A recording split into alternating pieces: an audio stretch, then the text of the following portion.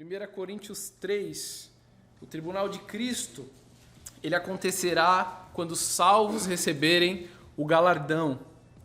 E o texto diz assim, a partir do verso 11, 1 Coríntios, capítulo 3, verso 11. Porque ninguém, Paulo falando para a igreja, pode colocar outro alicerce, outro fundamento, além do que já está posto, que é Jesus Cristo. Ou seja, é o nosso alicerce, a nossa base, é Cristo, é o Evangelho. Se alguém constrói sobre este alicerce, isso aqui está falando de salvação, isso aqui não está falando de obras de pecado e nem de obras de salvação, somente de obras de salvação. Verso 12. Se alguém constrói sobre este alicerce, ou seja, se alguém constrói sobre Cristo, se alguém produz uma obra baseado no Evangelho, aí ele vai falar, usando ouro, prata, pedras preciosas, madeira, feno ou palha.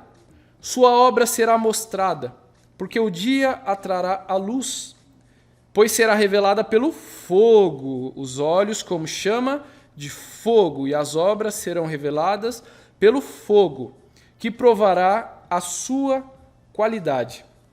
Então essa representação dos olhos como chama de fogo está falando sobre essa questão de purificação, de provação no sentido de testar para ver se a obra ela é firme como fogo, se ela queima impurezas e permanece. O ouro é assim, né? Não sei se os irmãos já viram a purificação de ouro.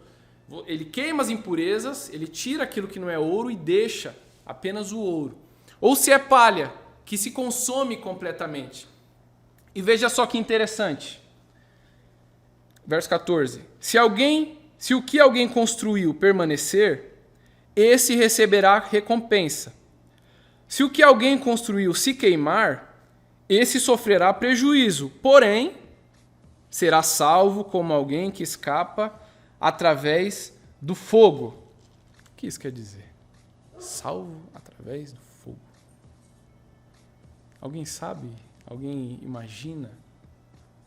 O texto está dizendo, e aqui quando Paulo ele elenca essas obras de ouro, de prata, de bronze, ele está fazendo como se nós fizéssemos isso hoje, é como se eu dissesse assim, sua obra é nota 10. É como se fosse uma nota, sabe? Para aquela época, né? Eles baseavam no ouro, na prata, enfim. E aí quando ele diz que mesmo que a obra se queime, essa pessoa vai ser salva, como que pelo fogo, ele está dizendo que a salvação ela não acontece pelas obras. É isso que o texto está dizendo. Mesmo que a obra se perca, mesmo que seja uma obra ruim, mas essas obras são sobre o alicerce de quem? Qual o alicerce que Paulo está falando? De Cristo. Então são obras de salvação. Mesmo que a pessoa seja um cristão convertido, mas que a sua obra seja como palha, a salvação não é por obras, a salvação é por graça.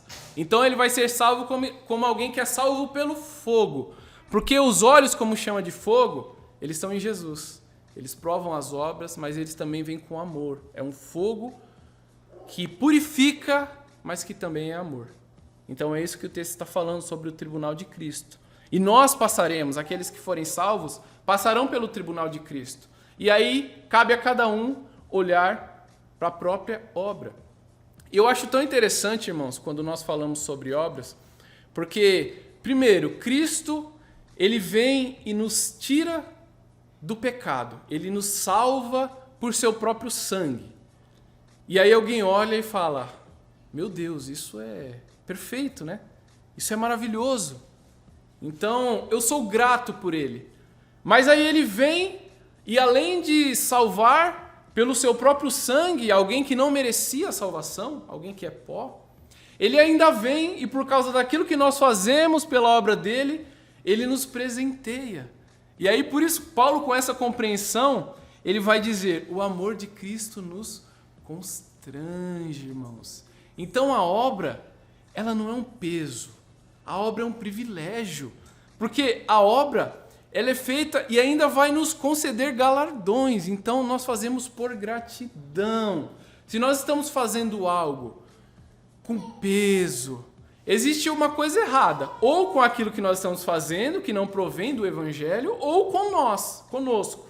Nós estamos com uma visão deturpada, ou a obra que estamos fazendo está com uma visão deturpada, ou sou eu que estou com uma visão deturpada.